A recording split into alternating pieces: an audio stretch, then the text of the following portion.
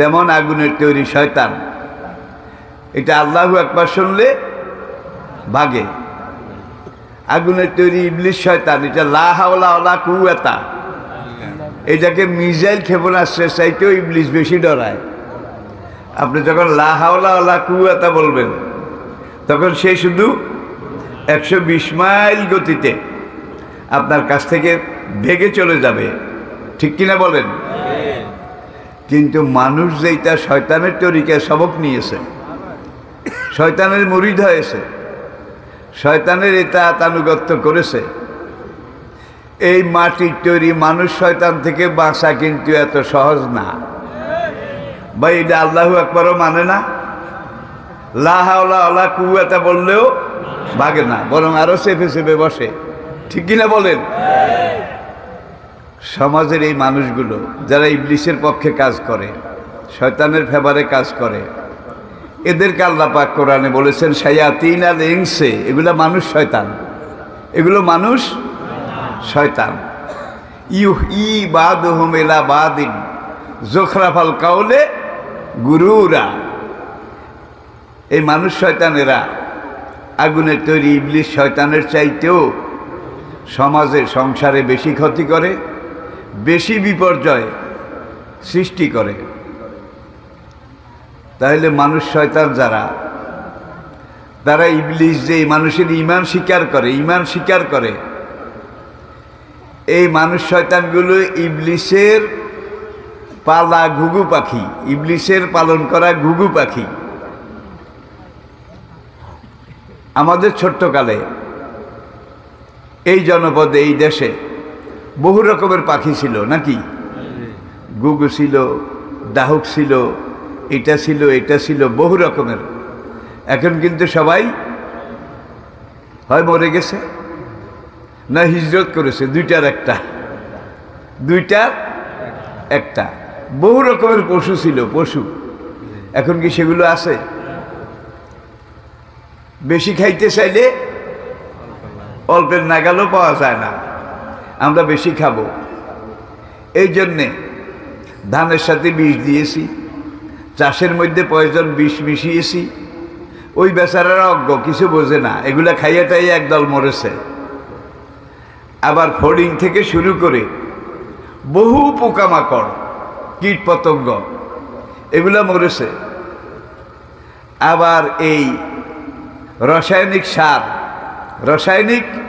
সার এবং কীটনাশক ঔষধ, এগুলো দিতে দিতে আমাদের ধানের জমিনগুলা বাঁজা হয়ে গেছে, বন্ধা হয়ে গেছে। এখানে মাছে ডিম দিলে সেই ডিম পচে যায়, সেগুলো আর ফুটে না। মাছের বাচ্চা দিন দিন বেড়ে যাচ্ছে নাকি? বেড়ে যাচ্ছে, জোরে বলেন।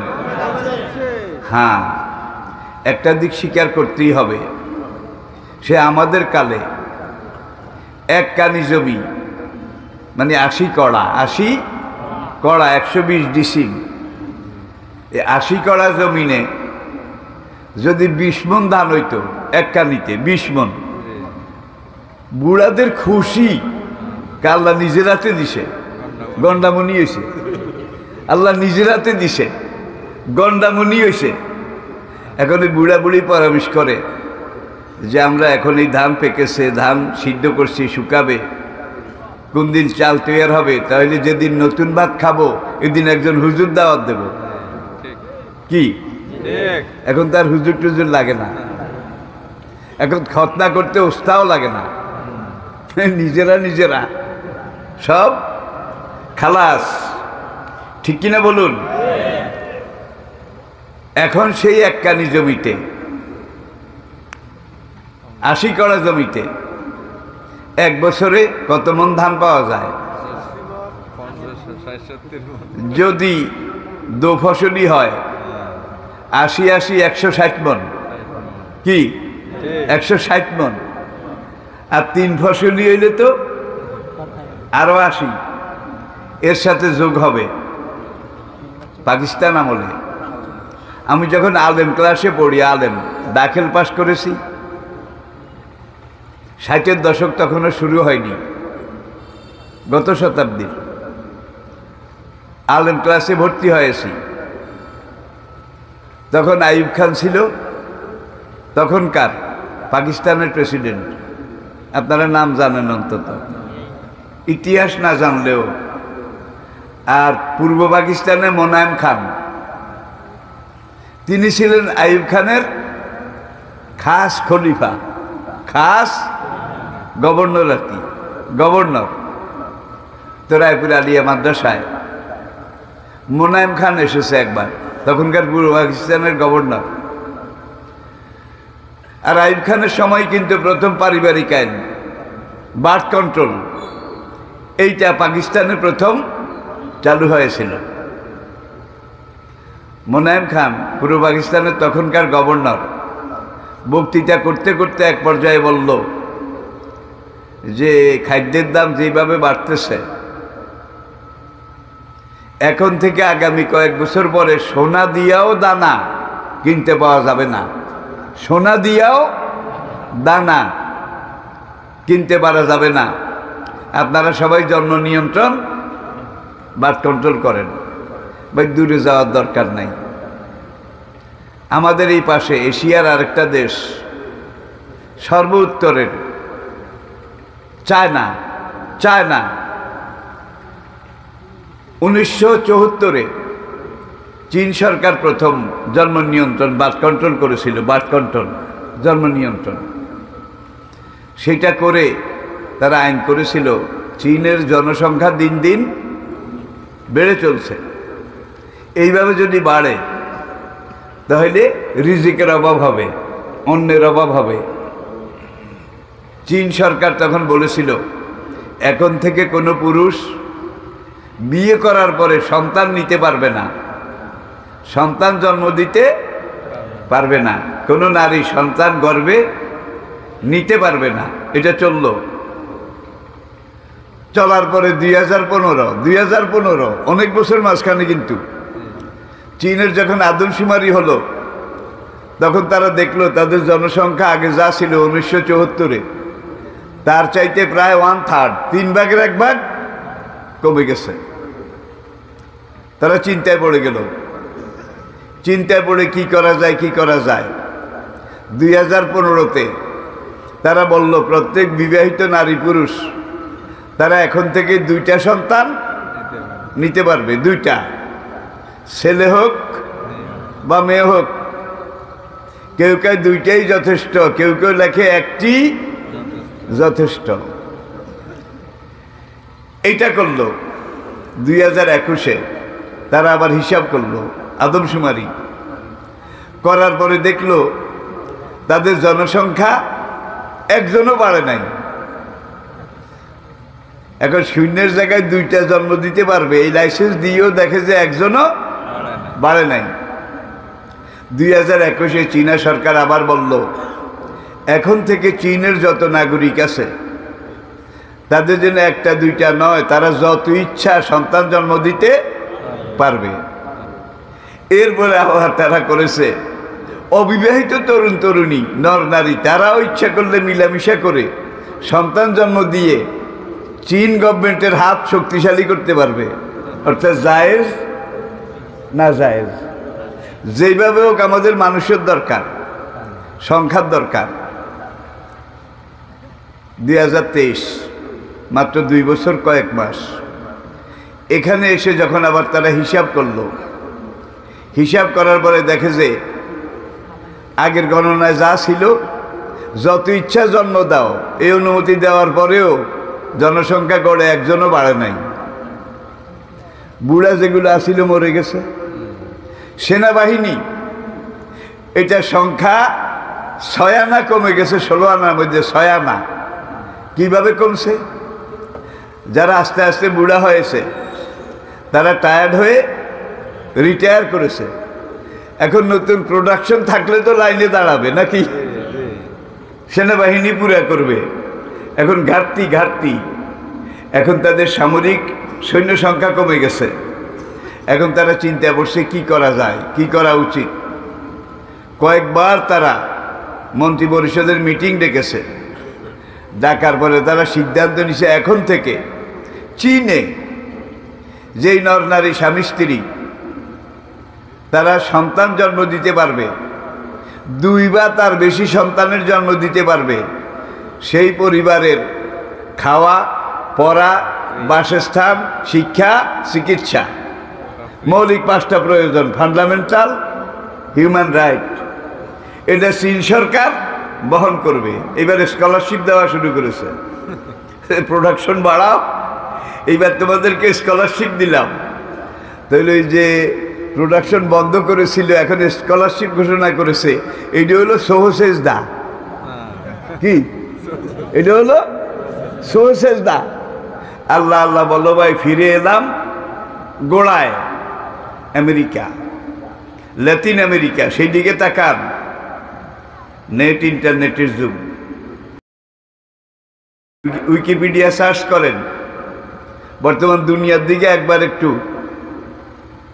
গভীরভাবে নজর করেন। আমেরিকার গ্রামের পরে গ্রাম, বিল্ডিং আছে, বাড়িঘর পড়ে আছে, কিন্তু কোনো মানুষ। আবার আরেক এলাকায় কিছু গ্রাম, সেখানে গিয়ে যখন আদমশুমারি করেছে, পুরা একটা গ্রামে, একটা কমিউনিটিতে, কমিউনিটি ওরা বলে, আমাদের এখানে ওয়ার্ড আছে না, ওয়ার্ডকে ওরা ইংরেজিতে বলে কমিউনিটি। এমন অনেক কমিউনিটি পাওয়া গেছে একটা ওয়ার্ডে, যেখানে শতে শতে মানুষ ছিল। জন্ম নিয়ন্ত্রণ, বার্থ কন্ট্রোল আইন করার পরে সেখানে পুরা গ্রামে বুড়া মানুষ পাওয়া গেছে 6 জন। 6 জন। অন্যান্য গ্রামেরও এই অবস্থা। তাইলে এইবার আমেরিকা বলেন, আর আমেরিকার এখন প্রধান প্রতিদ্বন্দ্বী কিন্তু চায়না। এই দুইটা এখন বিশ্বের সুপার পাওয়ার। সোভিয়েত ইউনিয়ন ছিল, সেটা এখন নাই। আমেরিকার প্রতিদ্বন্দ্বী হল চীন। এই দুইটা সুপার পাওয়ার। প্রথমে সেই দুইটার উপরে হিট করেছে জন্ম নিয়ন্ত্রণ, বার্থ কন্ট্রোল। আল্লাহর আইনে যারা বিশ্বাস করে না, আল্লাহ রিজিক দাতা, এটা যারা বিশ্বাস করে না, তারা এই ধরনের পাগলা আইন আজ থেকে 50-60 বছর আগে, তখনকার এই দেশের কোনো মানুষ এটা চিন্তাও করতে পারে নাই যে মধ্যপ্রাচ্যে, জাপানে, সাউথ কোরিয়ায়, সাউথ আফ্রিকায় বাংলাদেশের মানুষের জন্য আল্লাহ এত রিজিক সেখানে বাজেট করে রেখেছে।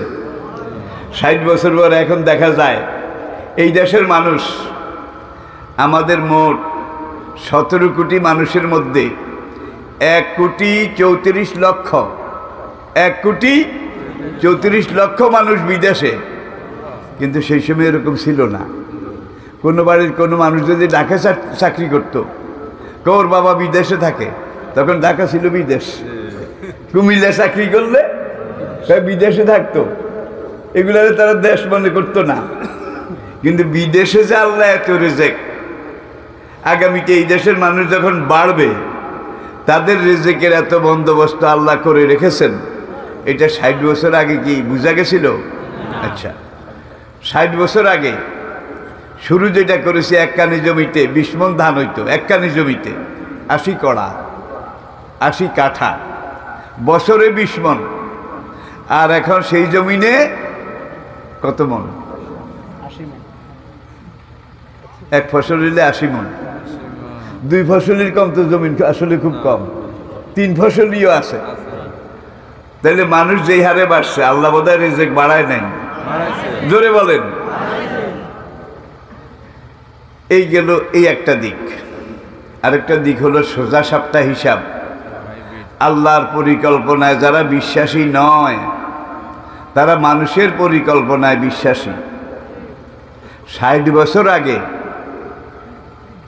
আমাদের পদ্মা, মেঘনা, যমুনা, বঙ্গোপসাগরে চিংড়ি মাছ আসিল না, ইসা মাছ আসিল তো, বুড়িয়ারা কইতে হারব। ভাদ্র মাসে রাস্তাঘাট তো সেরকম আসিল না, পোল কালভার্ট আসিল না, জায়গা যায় শাক্কা আসিল। শাকের উপরে বই বুড়িয়ারা ইসা মাছ এক একটা হাতের মুঠে আসতো না, এত বড় বড় চিংড়ি মাছ। আর নদীতে তো কেনার মতো আসিল, কেনার মতো, কিন্তু ধরার মতো এত প্রযুক্তি, এত চিকন জাল, এত চালাক মানুষ তখন ছিল না। আমাদের রেজেক জমিনে আছে, সমতলে আছে। বাংলাদেশ এমন একটা দেশ, যেই দেশে পানির নিচে হাত দিলে রেজেক পাওয়া যায়। বাংলাদেশ এমন একটা দেশ, যেই দেশের গাছের মাথায় হাত দিলে রেজেক পাওয়া যায়। এই দেশ এমন একটা দেশ, যেই দেশে সমতল জমিনে হাত বাড়াইলে রেজেক। দুনিয়ার এমন এমন দেশেও আল্লাহ আমাকে নিয়ে গেছে এই কোরআনের দাওয়া কাজে, যেই দেশে মোটে মাটিয়ে নাই, মোটে মাটিয়ে নাই, হয় মোটা মোটা বালু, নয় পাথর আর পাহাড়। এই মোটা উরুমের বালুর মধ্যে গাছ হয় কেন? না, হয় না। তারা একটা গাছ যদি লাগাইতে চায়, তাইলে লেবার নিয়ে অথবা নিজেরা মজবুত শাবল দিয়ে, আর আজকাল ড্রিল মেশিন দিয়ে তারা পাথর কেটে কেটে কেটে কেটে হয় গোল, নয় সার্কোনাইকে একটা গর্ত পাথরের মধ্যে খোঁড়ার পরে বিদেশ থেকে উড়োজাহাজে মাটি আনে। ভাড়া লাগে না? ভাড়া লাগে না? লাগলে বোধহয় কম লাগে। মানুষের ওজনের ভাড়া যেরকম, মাটিরও একরকম সমান। এই গর্তটা মাটি দিয়ে ভরার পরে সেখানে একটা নারিকেল গাছ, একটা পেঁপে গাছ লাগায়। এই গাছের হাড়া খেদমত বুঝছেন তো? এইটা করার জন্য আবার 3 রকমের লেবার, সকালে একদল, দুপুরে প্রখর রোদে আরেক দল, বিকাল সন্ধ্যা এবং রাত্রে আরেক দল। এই গাছের তেল মাঝে এই গাছে সার দেয়, পানি দেয়, কত রকমের কিছু করে।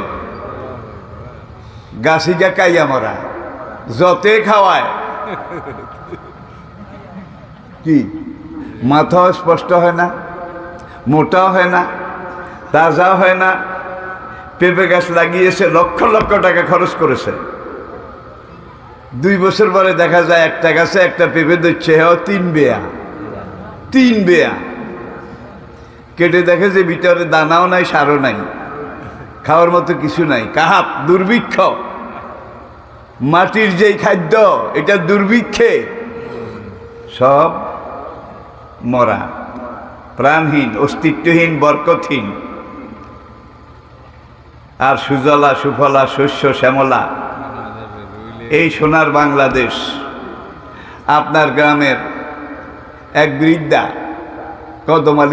কদমালির মা, সে পাকা পেঁপে একটা কেটেছে, নাতি নাতনি চারি কিনার দিয়ে বইছে। এখন পাকা পেঁপে এটা কেটে কেটে নিজেও খায়, নাতি নাতনিদেরও খাওয়ায়।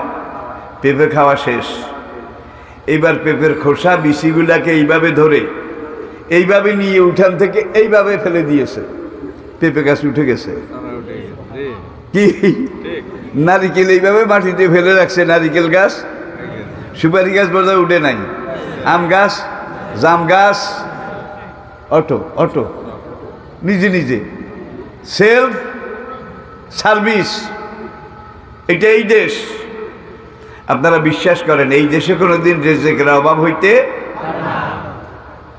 আর এই রেজেক, ইন্নাল্লাহা হুয়ার রাজ্জাকু যুল কুওয়াতিল ওয়াতারযুকু মান তাশাউ বিগাইরি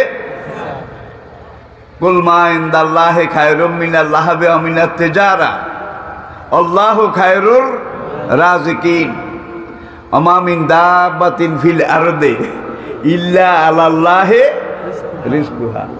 রিজকের মালিক কে? আল্লাহ। ওয়ালা তাকতুলু আওলাদাকুম মিন খাশিয়াতি ইমলাক। সন্তান বেশি হইলে ভাত পাবে না, কাপড়ের অভাব হবে।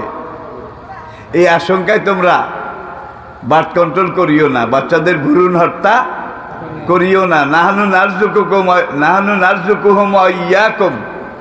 তারা দুনিয়াতে আসলে খাওয়ার একটা মুখ নিয়ে আসবে, এটা ঠিক। খানা রাখার একটা পেটও নিয়ে আসবে, এটাও ঠিক। কিন্তু তাদের আর মুখ আর পেটের মাঝখানে বোধহয় কাজ করার জন্য 2টা হাত নিয়ে আসবে না, নাকি? লগে হাত আসবে না বোধহয়। কাজ করতে কি লাগে? হাত লাগে।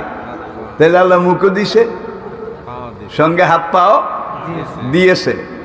আল্লাহকে আমরা যদি রাজ্জাক মানি, রেজেক মানি, তাহলে আল্লাহ আমাদের রেজেকের ব্যবস্থা আর আজকে যারা সুপার পাওয়ার দি great, America number 1, China number 2, তারা মানুষ কমাবার কয়েক বছরের অভিযান চালিয়ে এখন তারা দোনোটা দেশ বাচ্চা জন্ম দেওয়ার জন্য বৃত্তি, স্কলারশিপ ঘোষণা করেছে।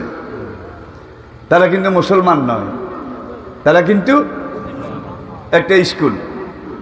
সেখানে এখন হেডমাস্টার পত্রিকায় বিবৃতি দিল, প্রচার করলো, সার্কুলার দিল, দেওয়ার পরে দেখা যায় হেডমাস্টার পাওয়া যায় না।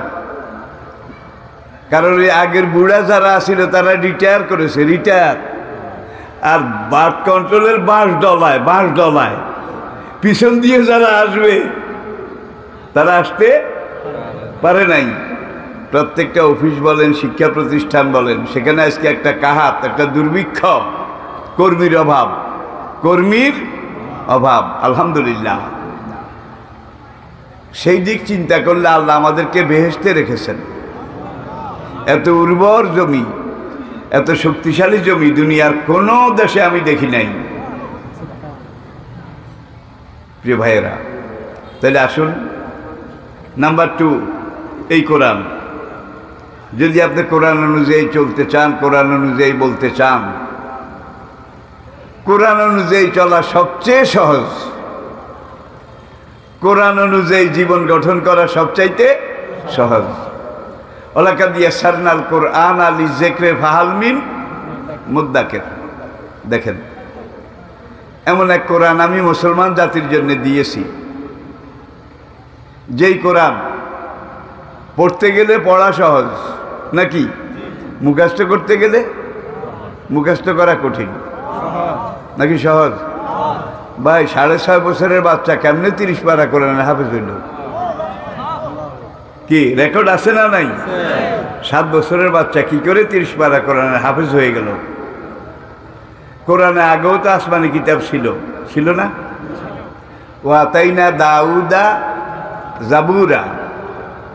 কোরআনে আল্লাহ পাক বলছেন, আমি দাউদ নবীর কাছে জাবুর কিতাব নাজিল করেছিলাম।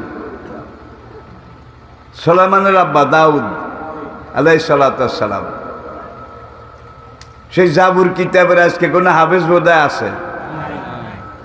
আচ্ছা, আজকে নাই। যেই যুগে দাউদ আলাইহিস সালামের উপরে জাবুর কিতাব নাজিল হয়েছিল, সেই জমানায় দাউদ আলাইহিস সালামের যারা সাহাবা ছিলেন, অনুসারী ছিলেন, তাদের মধ্যে একজন বোধহয় জাবুর কিতাবের হাফেজ ছিল।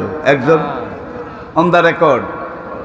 একজনও যদি থাকতো, সেটাও কিন্তু এনসাইক্লোপিডিয়া ব্রিটানিকা লেখা থাকতো।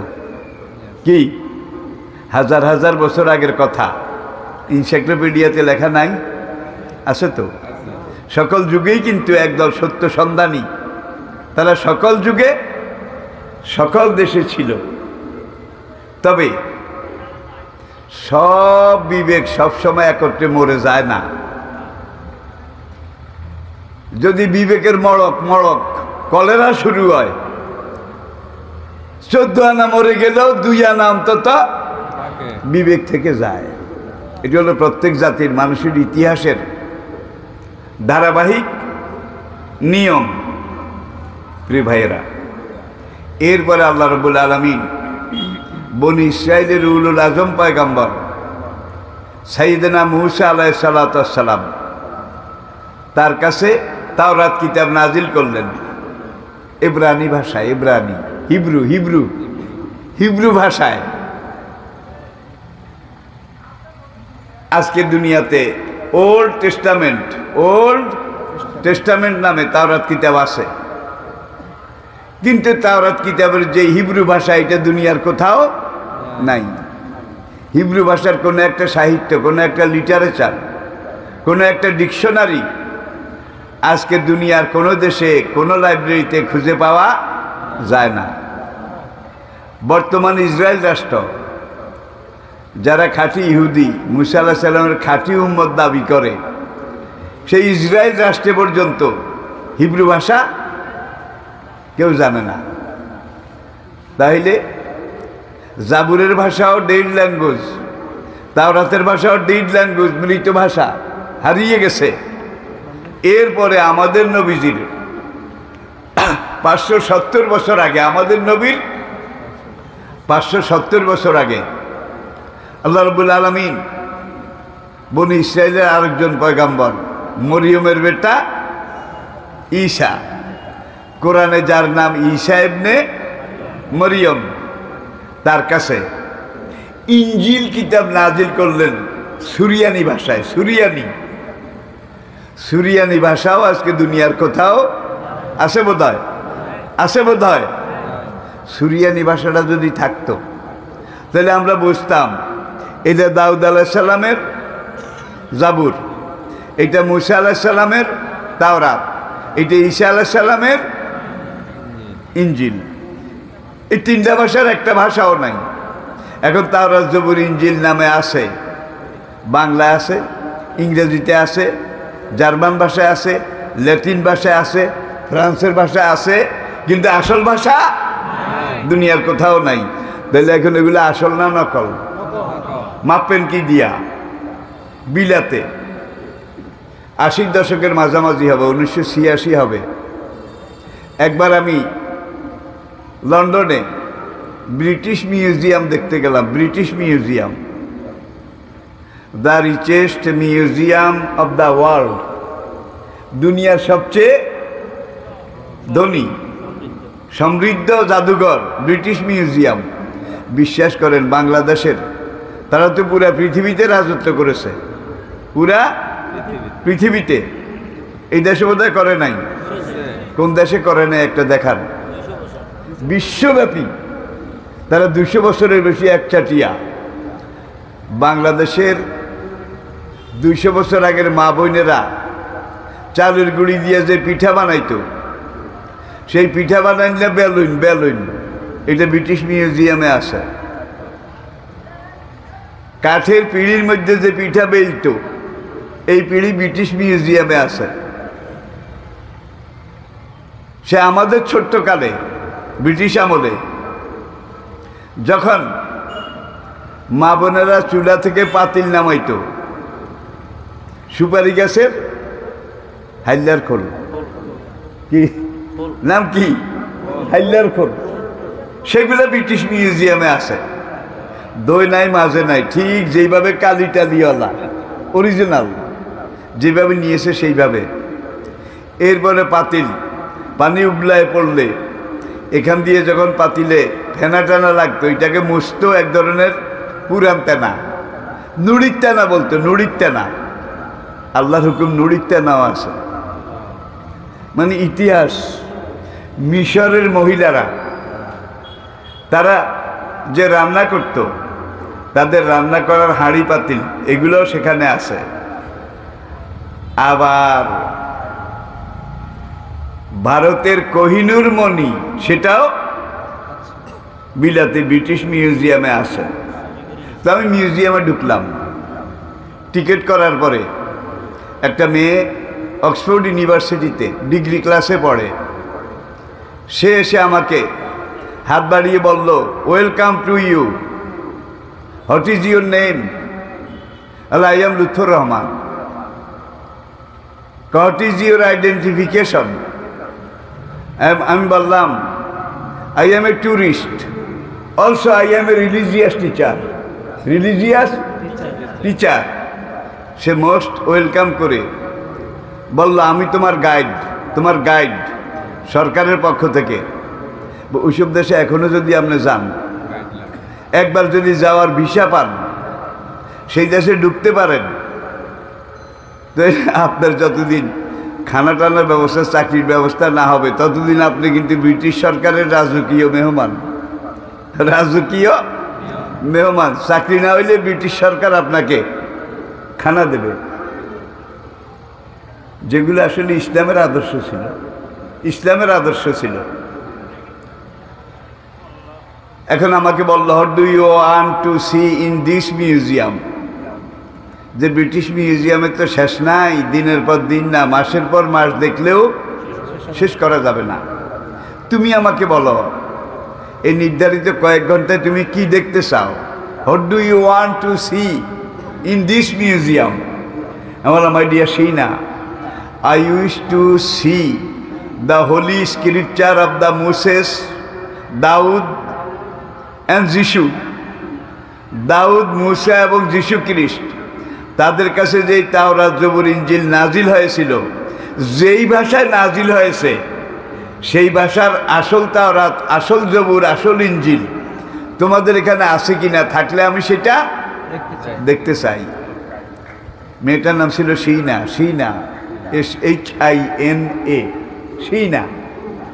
শিনা হেসে দিল, my dear friend, no no never.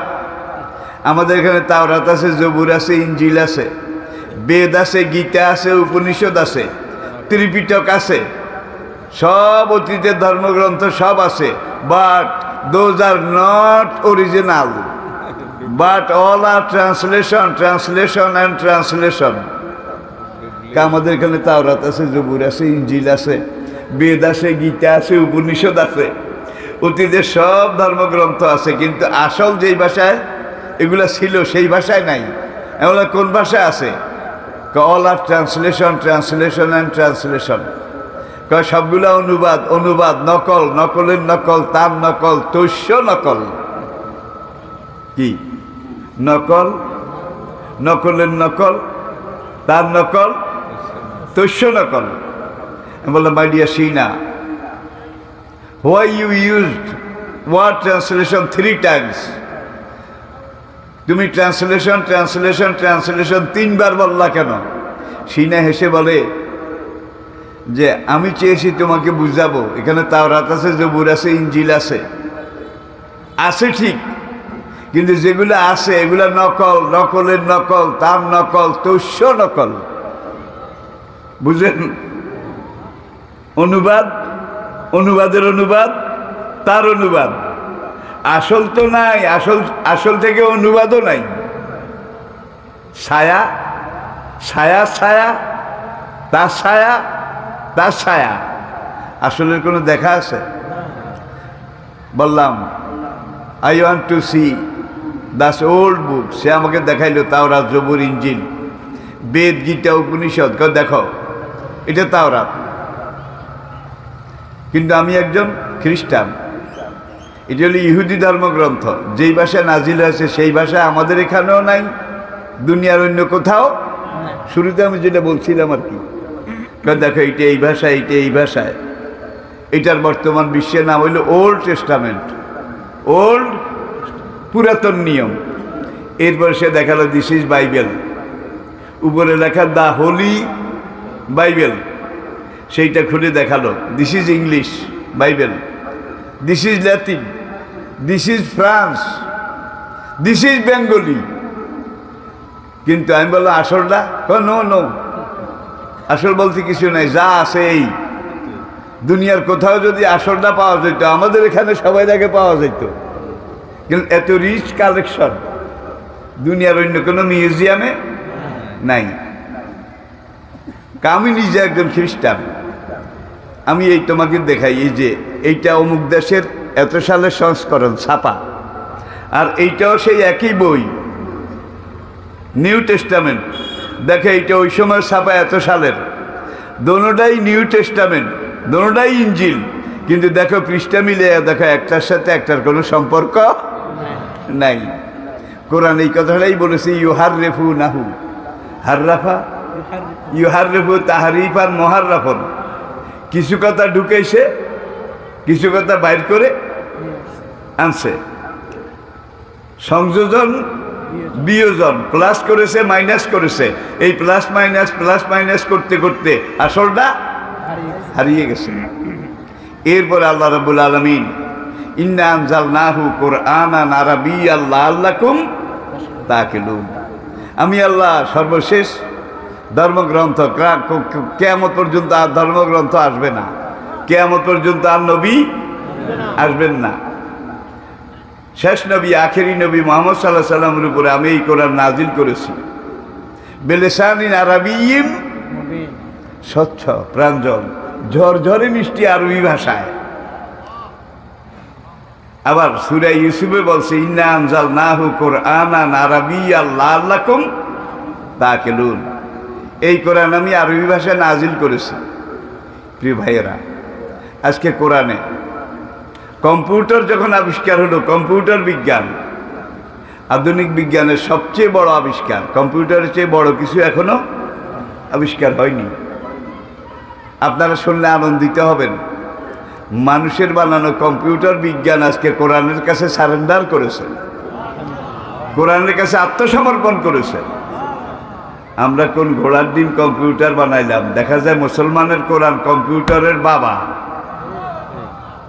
১৫০০ বছর আগে অক্ষর জ্ঞানহীন একজন উম্মি নবী, তার কাছে আল্লাহ এই কোরআন নাজিল করেছেন আরবি ভাষায়। আজকে কম্পিউটার বিজ্ঞান কোরআনের সূরা সংখ্যা, আয়াত সংখ্যা, মুকাত্তাত সংখ্যা, নবীদের আগমন, নবীদের নামের উল্লেখ সংখ্যা, সব কিছুকে কম্পিউটারাইজ করেছে।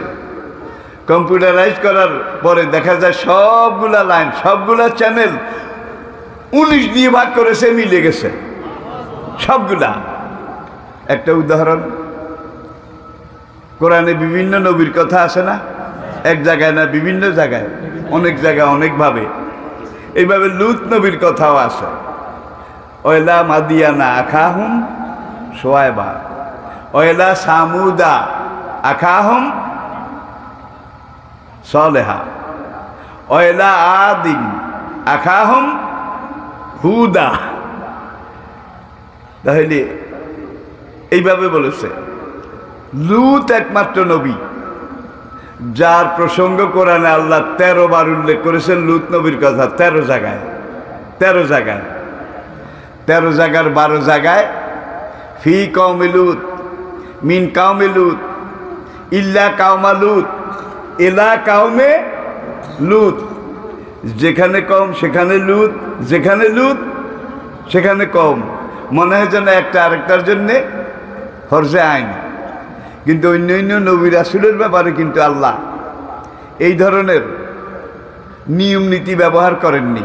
নবীর নাম এক, কওমের নাম আরেক। আদিন আখাহুম হুদা, সামুদা আখাহুম সালেহা। কিন্তু লূত একমাত্র নবী ফি কওমি লূত, মিন কওমি লূত, ইল্লা কওমা লূত, ইলা কওমে লূত। লূত যেখানে কওম সেখানে। কম্পিউটার বিজ্ঞানীরা এটাকে কম্পিউটারাইজ করেছে। হিসাব করে দেখে 13 জায়গায় লূত নবীর কথা উল্লেখ আছে, তার মধ্যে 12 জায়গায় কওমে লূত, কওমে লূত, কওমে লূত, কওমে লূত। একটা জায়গায় আল্লাহ কওমে লূত না বলে বলেছেন ওয়াইখওয়ানু লূত, ওয়াইখওয়ানু লূত নবীর ভাইয়েরা। আমি কি বুঝাইতে পেরেছি? 13 জায়গায় লূত নবীর কথা আল্লাহ বলেছেন কোরআনে, 12 জায়গায় কওমে লূত, কওমে লূত, কওমে লূত। একটা জায়গায় আল্লাহ কওমে লূত না বলে বলেছেন ইখওয়ানু লূত নবীর ভাইয়েরা। কম্পিউটার বিজ্ঞানীরা এটাকে কম্পিউটারাইজ করেছে। করার পরে তারা হিসাব দেখেছে 12 জায়গায় কওমে লূত, কাফ ওয়া জবর কাও, মিম 2 পেশ, মন, কাউমন। কম লিখতে বড় কাপ লাগে না? 2 নক্তা আলা কাপ। তারা পুরা কোরআনের 2 নক্তা আলা কাপ যতবার আছে সবগুলাকে একত্র করে যোগ দিছে। যোগ দিয়ে 19 দিয়ে ভাগ করেছে। 19 দিয়ে ভাগ করার পরে ভাগ মিলে গেছে, কোনো অবশিষ্ট নাই। এরপরে ইখওয়ানু লূত বলতে কি লাগে? আলিফ, আলিফ খা ও আলিফ নু কি ইখওয়ান। এই 13 জায়গার এক জায়গায় আল্লাহ কওমুন না বলে ইখওয়ান বলেছে। ইখওয়ান লিখতে শুরু করতে আলিফ লাগে। পুরা কোরআনের আলিফ সব একত্র করে 19 দিয়ে ভাগ করেছে, ভাগফল মিলে গেছে। কম্পিউটার বিজ্ঞানীরা বলে এই 13 জায়গার এক জায়গায় যদি আল্লাহ ইখওয়ানে লূত না বলে কওমে লূত বলতেন, তাইলে আলিফ দিয়ে ভাগ দিলেও 19-এর ভাগে মিলত না।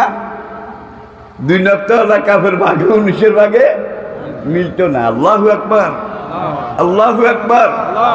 কোরআনের প্রথম আয়াত বিসমিল্লাহির রহমানির রহিম। আজকে বাড়িতে গিয়ে একটু গুনে দেখবেন, এখানে আরবি অক্ষর 19টা। বিসমিল্লাহির রহমানির রহিমের মধ্যে আরবি অক্ষর 19টা। প্রত্যেক সূরা শুরুতে একটা সূরা ছাড়া একদল মুফাসসির আবার বলেন সেই সূরাটা ভিন্ন না, বরং ওই সূরায়ে আনফালের অংশ সূরায়ে তওবা, যেটাতে বিসমিল্লাহ নাই। আলেম ভাইয়েরা বুঝে গেছেন। এখন বিসমিল্লাহর মধ্যে আরবি অক্ষর 19টা। কয়টা? 19টা। প্রথম ওহী সূরা আলাক, ইকরা বিসমি রাব্বিকাল্লাযী খালাক। এখান থেকে 5 নম্বর আয়াত, আল্লামাল ইনসানা মা লাম ইয়ালাম। এই প্রথম 5টা আয়াত। কম্পিউটার বিজ্ঞানীরা এই প্রথম ওহী ইকরা থেকে শুরু করে আল্লামাল ইনসানা মা লাম ইয়ালাম পর্যন্ত এখানে যতগুলো আরবি অক্ষর আছে এগুলাকে একত্রে যোগ করেছে। যোগ করার পরে এই যোগফলকে 19 দিয়ে ভাগ করেছে, কোনো অবশিষ্ট নাই, মিলে গেছে। এরপরে আবার 6 নম্বর আয়াত, কাল্লা ইন্নাল ইনসানা লায়াতগা, 6 নম্বর আয়াত। এখান থেকে সূরার শেষ পর্যন্ত এখানে আছে 14টা আয়াত। 14টা আয়াত। এই 14টা আয়াতে যতগুলো আরবি অক্ষর আছে ভিন্ন ভিন্ন ভিন্ন ভিন্ন যোগ করেছে। প্রত্যেকটা অক্ষরের যোগফল 19 দিয়ে ভাগ করেছে, মিলে গেছে। এখন কেউ যদি এখানে আলিফ একটা বাড়ায় বা একটা কমায়, 19-এ কিন্তু ইন্টারভেল লাল বাতি দেবে, দিস ইজ রং রং রং রং, এটা ভুল ভুল, এটা ঠিক না। আজকের কম্পিউটার বিজ্ঞান কোরআনের কাছে সারেন্ডার করেছে। তাহলে আল্লাহ এমন এক কোরআন দিয়েছে, ইন্না নাহনু নাযালনা যিকরা ওয়া ইন্না লাহু, আমি এই কোরআন নাজিল করেছি কিয়ামত পর্যন্ত। কোরআনটা বোধহয় খুব পাতলা, হালকা। সানুলকি আলাইকা কাওলান সাকিলা, এমন এক কোরআন আপনার উপরে আমি আল্লাহ নাজিল করব, যেই কোরআনটা সাতবক আসমান জমিন চাঁদ সূর্য পাহাড় পর্বত সাগর মহাসাগর মরু পারাবার সব কিছুর চাইতে বেশি ভারী। কাওলান সাকিলা। নবী সফরে যাচ্ছেন, জিবরাইল এসে সিগন্যাল দিল, কা সেলসেলাতিল জারস, লোহার শিকলের আওয়াজের মতো ঝন ঝন ঝন ঝন। নবী বুঝতে পারলেন জিবরাইল আসতেছে ওহী নিয়ে। তাড়াতাড়ি গাদা উটের পিঠ থেকে নেমে পাহাড়ের কিনারে, সেখান তো সবই পাহাড়, পাথরের উপরে নবী শুয়ে যেতেন। একটা পাতলা কম্বল বা চাদর দিয়ে নিচকে ঢেকে দিতেন। জিবরাইল এসে কয়েকটা আয়াত নাজিল করে চলে যেতেন। কিছুক্ষণ পরে নবী যখন স্বাভাবিক হতেন, উঠে বসার পরে দেখা যায় যে এই পাথরের উপরে শুয়েছিলেন, নবীজির দেহ মোবারক পাথরের ভিতরে অর্ধেক গেড়ে গেছে। নরম মাটিতে ডাব নাই ধরলে কি হয়? আল্লাহু আকবার, আল্লাহু আকবার। কয়েকটা আয়াত এগুলোর ভারে নবীজির দেহ মোবারক অর্ধেক পাথরের মধ্যে গেড়ে গেছে। আল্লাহ পাক এই কোরআন যখন লৌহ মাহফুজে লিখলেন, একত্র করলেন ফি লাউহিন, তখন আল্লাহ আসমানকে বললেন, আসমান তোর উপরে আমি কোরআন নাজিল করব। আসমান আহাজারি কান্নাকাটি, রব্বুল আলামিন এই ভারী জিনিস এইটা বহন করা আমি আসমানের পক্ষে সম্ভব নয়। অলারদা কোরআনের আয়াত, কিন্তু আমি প্রত্যেকটা কথা কোরআনের আয়াত বলতেছি, খেয়াল করছেন তো? এরপর আল্লাহ বলেন, আমি জমিনকে বললাম তোর উপরে আমি এই কোরআন নাজিল করব। ধর জমিন তোর উপরে। জমিনকে রব্বুল আলামিন হিমালয়ের মতো পাহাড়, আমি জমিন আমার বুকে ধারণ করি।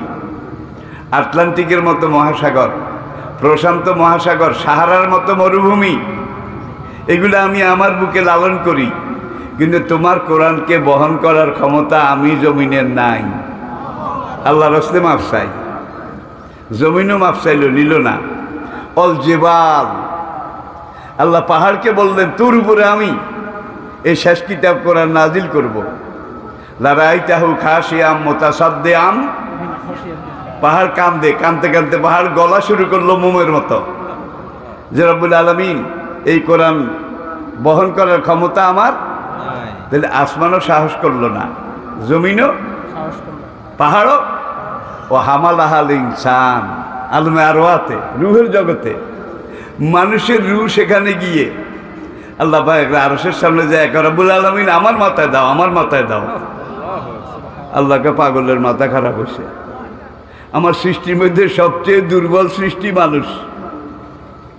খোলেকাল ইনসান ও জয়ীফা, ইন্নাল ইনসানা খোলেকা হালুয়া, ইজা মাসাহুল শারর জাজুয়া ও ইজা মাসাহুল খায়রো মানুয়া। দেখেন সবচেয়ে দুর্বল হইল মানুষ। এখন মানুষের রূহ সেখানে গিয়ে লওহে মাহফুজের নিচে আল্লাহর কাছে কয় রব্বুল আলামিন এই কোরআন আমার মাথায় নাজিল করো। আল্লাহ রহমতের হাসি হেসে কয় পাগলের মাথা খারাপ হয়েছে।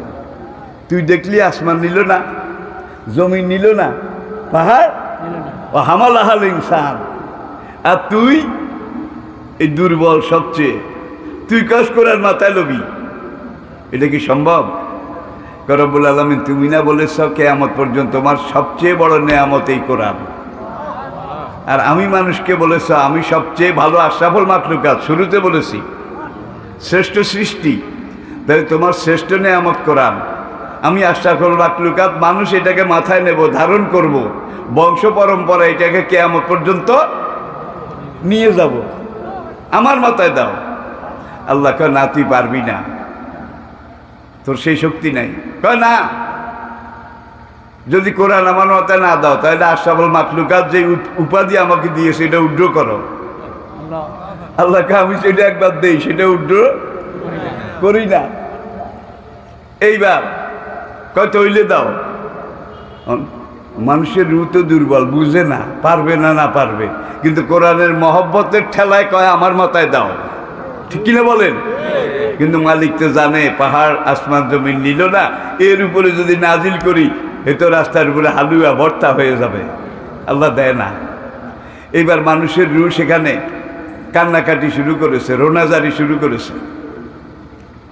আল্লাহকে পারবি না, কয় না দাও, আমি শ্রেষ্ঠ মাখলুক আর কোরআন শ্রেষ্ঠ নেয়ামত, এটাই তো খাটে, আমার মাথায় দাও। আল্লাহকে না তুই পারবি না।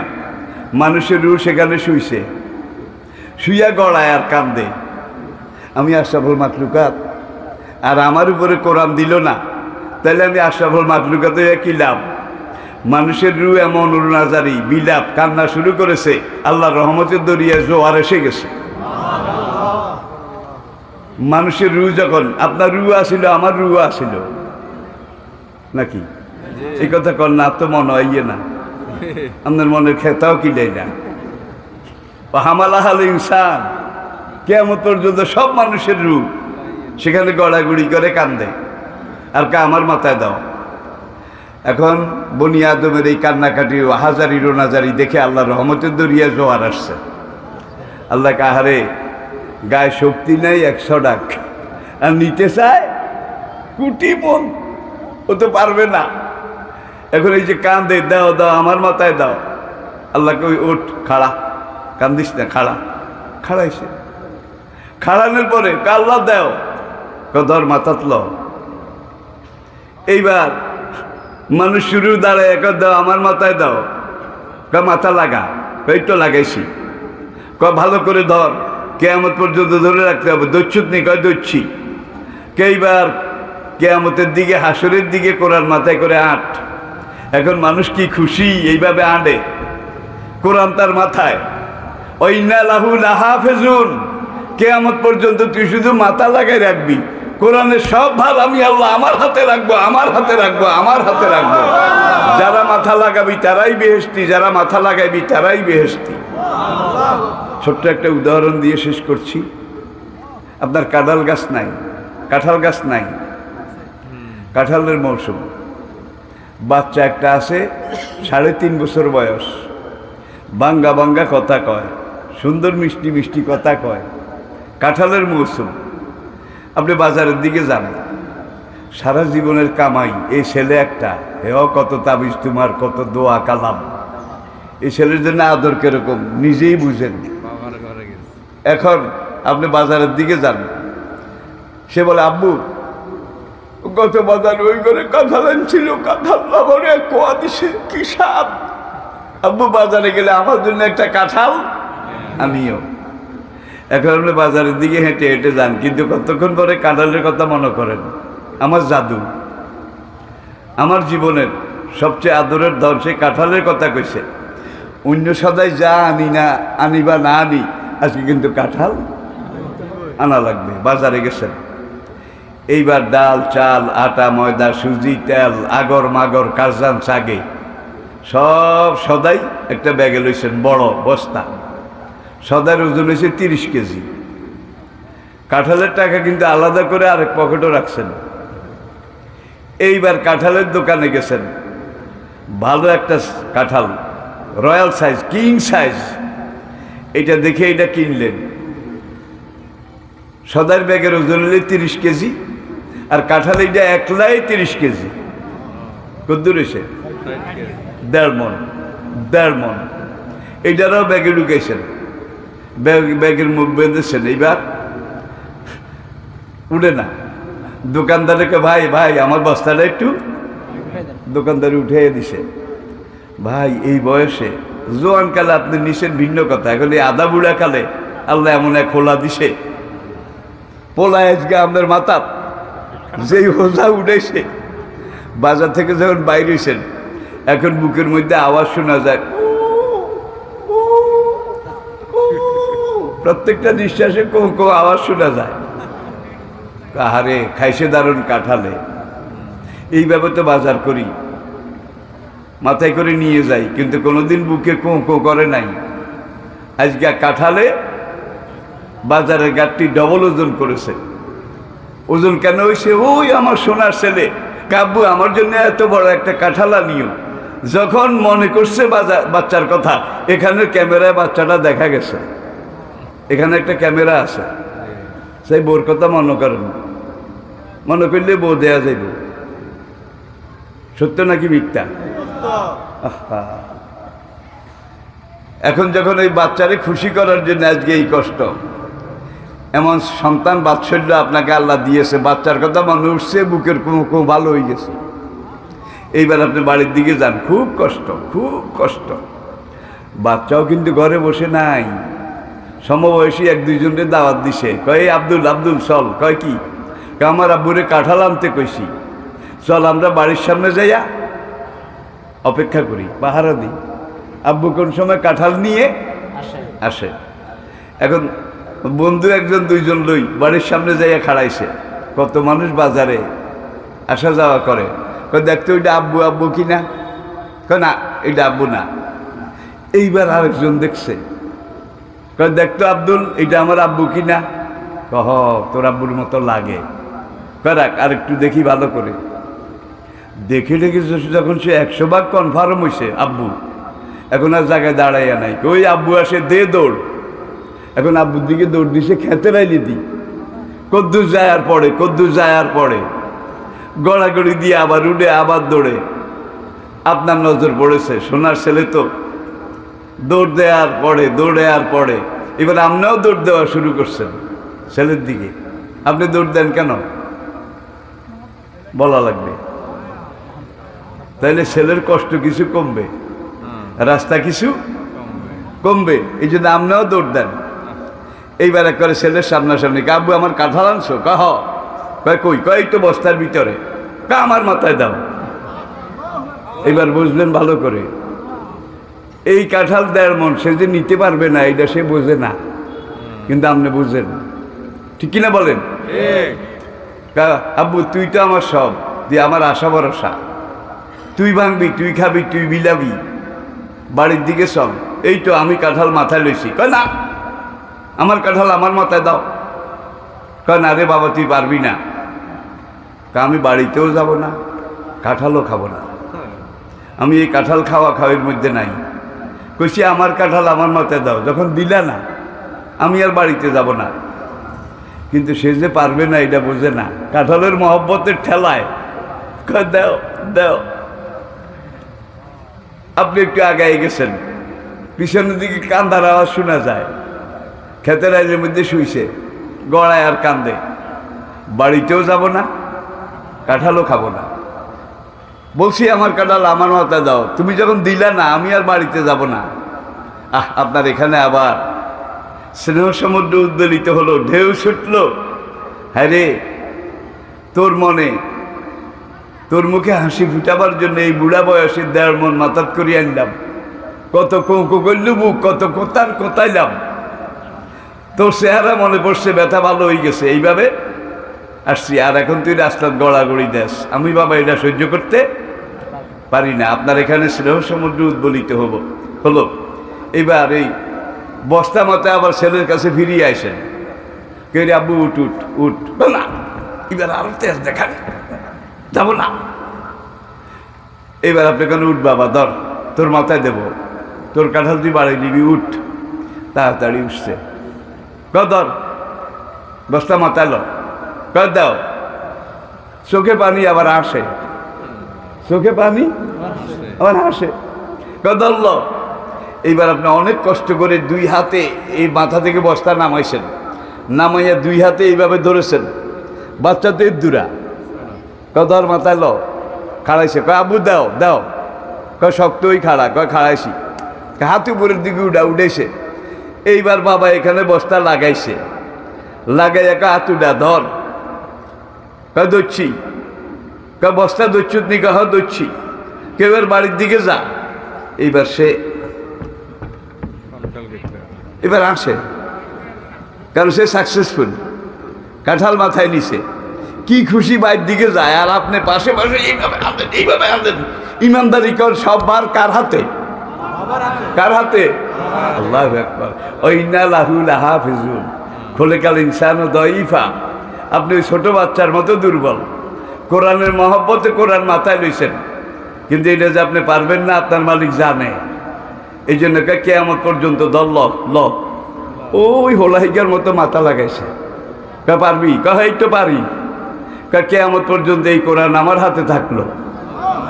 তোরা ওই বাচ্চার মতো যারা নিচে মাথা লাগাবি তারাই বেহেশতি, তারাই বেহেশতি।